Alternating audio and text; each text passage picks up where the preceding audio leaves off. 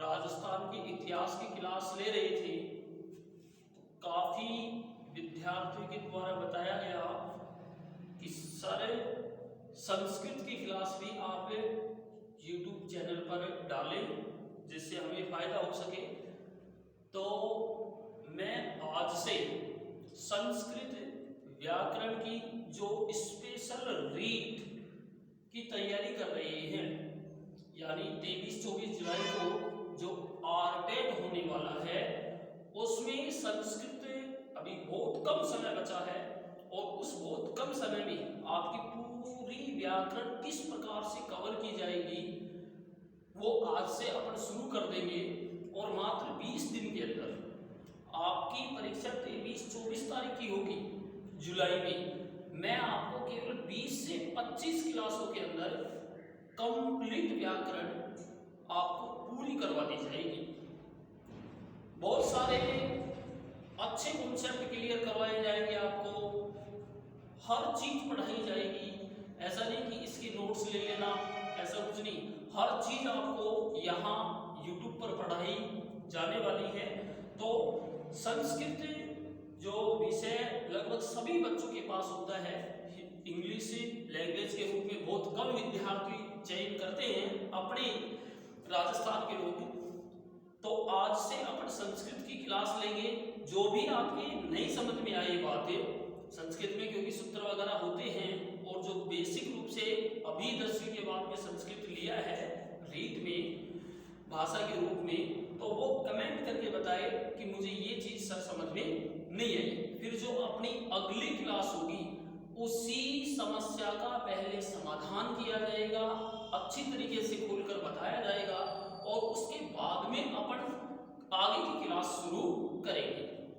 तो सबसे पहले अपन ये देख लेते हैं कि रीड में सबसे ज्यादा अपने को क्या पढ़ना है। रीड में जो सबसे ज्यादा 23-24 जुलाई की परीक्षा होने वाली है उसमें अपने को सबसे ज्यादा क्या पढ़ना है। तो ये देखो अपना आरटेट जो लगेगा, अब रीड नहीं रही है, ध्यान रखें, क्योंकि अब आरटेट के नाम से इसे जाना जाएगा।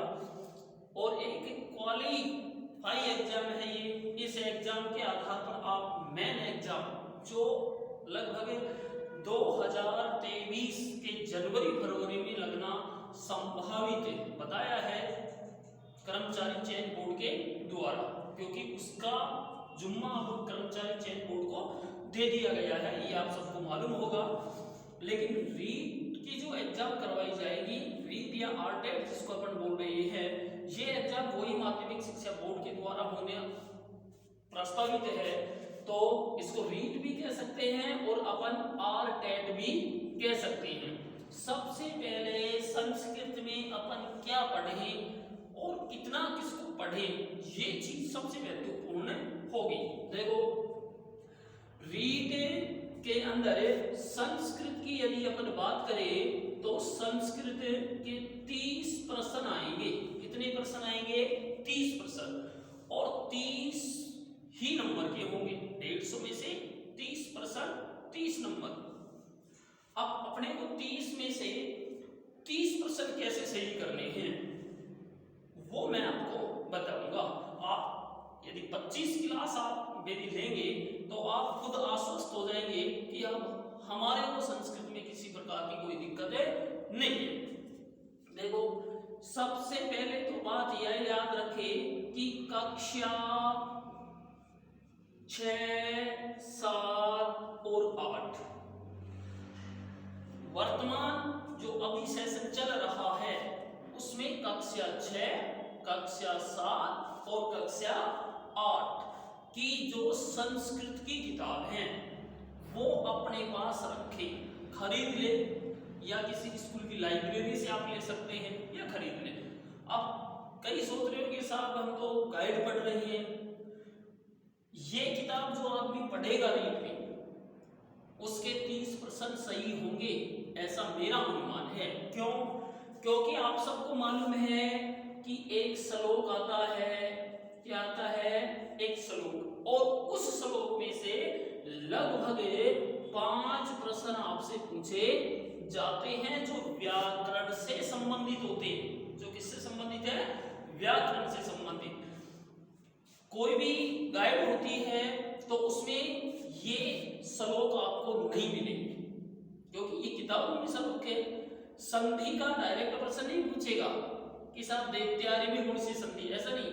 छठी, सातवीं, आठवीं की जो संस्कृत की किताब है उसमें जो श्लोक है, और उस श्लोक में यदि कोई संधि का शब्द है तो उसी का संधि विच्छेद आपसे पूछा जाएगा, उसी में से समास आपसे पूछा जाएगा, उसी में से आपको क्रिया पूछी जाएगी, उसी में से आपको कर्ता पद पूछा जाएगा, उसी में अलंकार पूछा जाएगा, उसी में से आपको छंद पूछा जाएगा।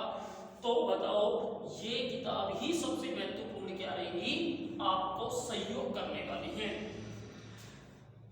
6, 7, 8 में ज्यादा पाठ नहीं है श्लोकों के, एक किताब में ज्यादा से ज्यादा 3 पाठ श्लोकों के हैं। तो 3 किताबों में कितने पाठ हो गए, 9 पाठ हो गए, और 9 पाठों में औसतन 40 से 45 ही श्लोक हैं। प्रत्येक श्लोक मैं आपको बोर्ड पे लिखूंगा, उसकी पूरी डिटेल आपको बताऊंगा कि कैसे कैसे इस श्लोक में से प्रश्न बनेंगे और कौन कौन से प्रश्न इस श्लोक में से बन सकते हैं। तो आप भी अपने पास किताब रखें, या तो मार्केट से खरीद लें, या फिर कोई भी नजदीकी जो स्कूल है वहां की लाइब्रेरी से आप किताब निकलवा सकते हैं।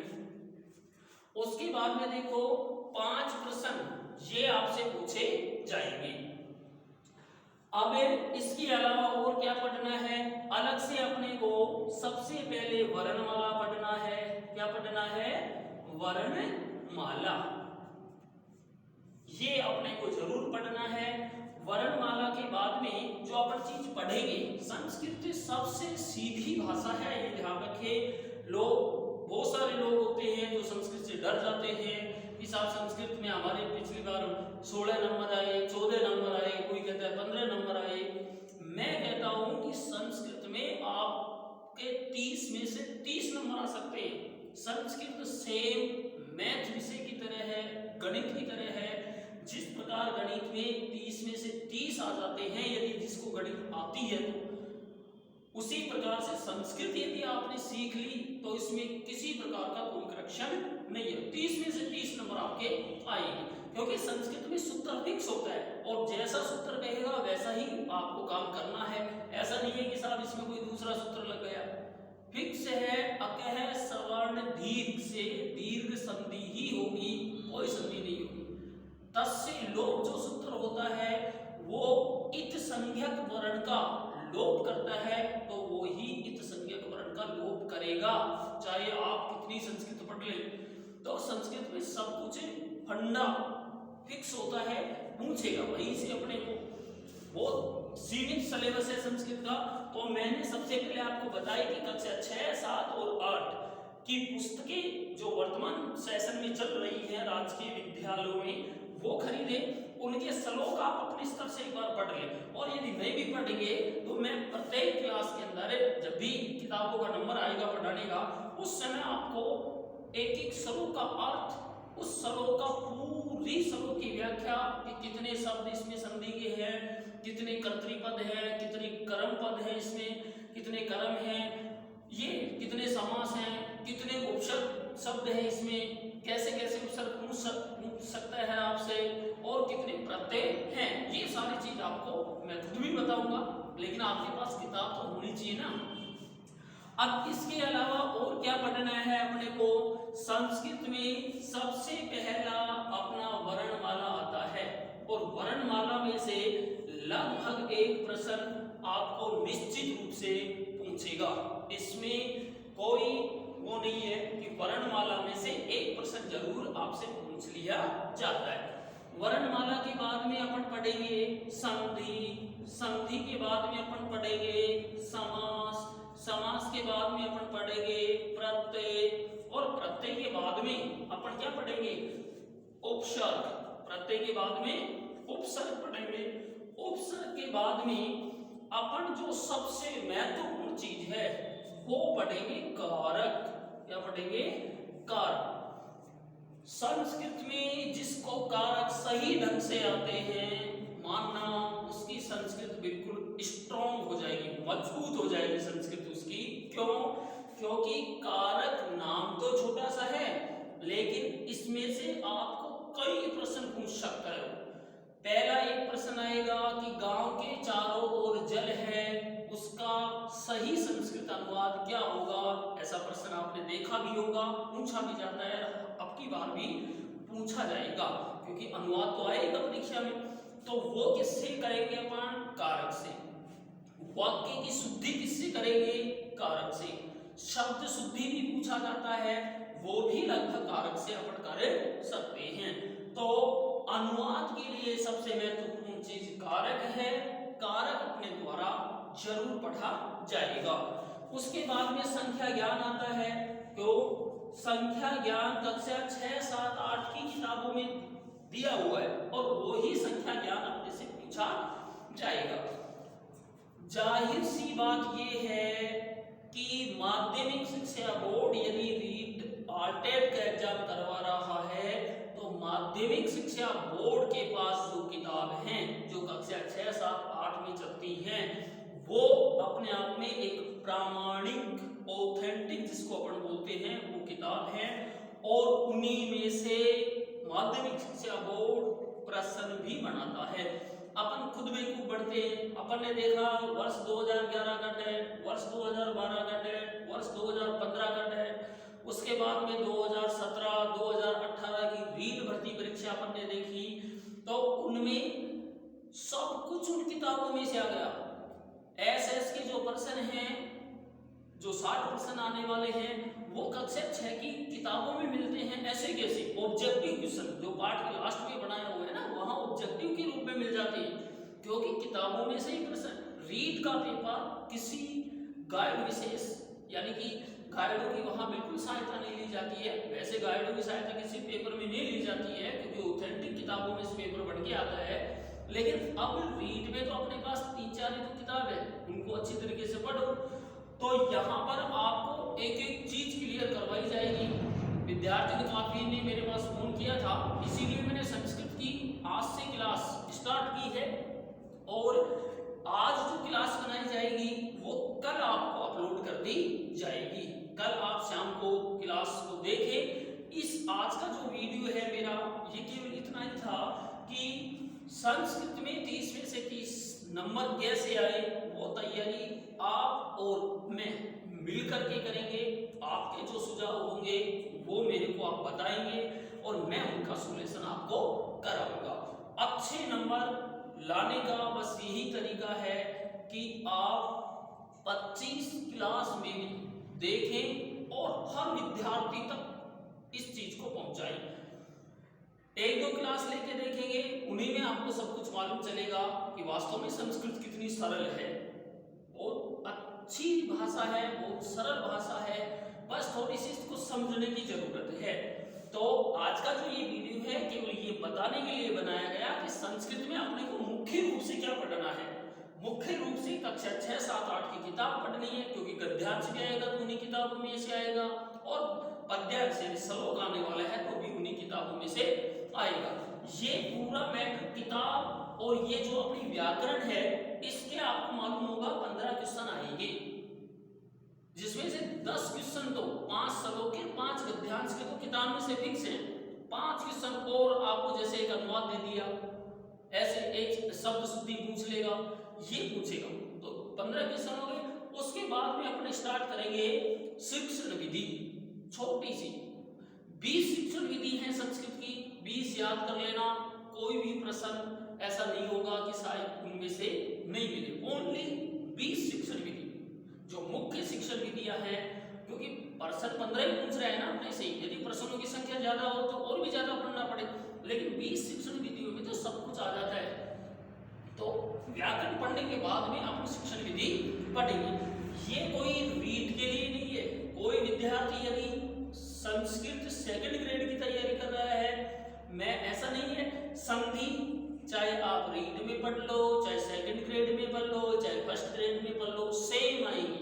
कोई ऐसा नहीं है कि सब रीट में ऐसे पढ़ाई गई थी या ये नियम अलग है। सब संधि, समास, प्रत्यय, उपसर्ग, कारक, जो भी चीज है वो सारी की सारी, चाहे संस्कृत रीट में हो, चाहे 2nd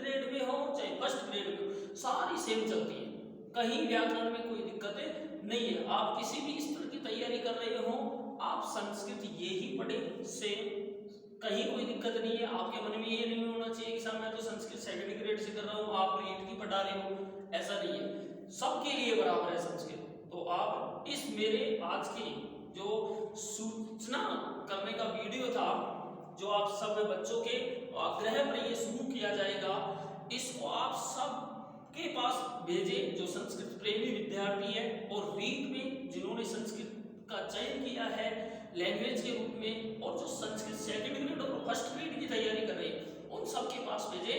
कल अपना RK एजुकेशन क्लासेज जो यूट्यूब चैनल है उसके ऊपर आपको क्लास अपलोड रोजाना कर दी जाएगी। इसी चैनल के ऊपर RK एजुकेशन जो चैनल है, इसी के ऊपर आपको एक क्लास रोजाना की जीके की दी जाएगी, जो फिलहाल अभी राजस्थान जीके चल रहा है। एक क्लास आपको हिंदी लैंग्वेज की दी जाएगी, और एक क्लास आपको संस्कृत की दी जाएगी। 3 क्लास आपको दी जाएंगी। रीट में 60 नंबर की SS आएगी, 30 नंबर की हिंदी, 30 नंबर की संस्कृत आएगी। तो 60 और 60 120 रीट का कोर्स कवर करेंगे, और सेकंड ग्रेड में तो पूरी 300 नंबर की संस्कृत, पूरी 300 नंबर की हिंदी, और एक पेपर 200 नंबर का जीके का, वो आपको पूरा करवाया जाएगा। तो इस चैनल को आप ज्यादा से ज्यादा लोगों के पास इसका लिंक भेजें, और आप आग्रह करें कि वो वीडियो को देख करके इसको लाइक करें, सब्सक्राइब करें, और सबके पास भेजें। कल से आपको संस्कृत का वीडियो और हिंदी लैंग्वेज का दोनों वीडियो अपने इस RK एजुकेशन चैनल पर उपलब्ध मिलेंगे। Thank you.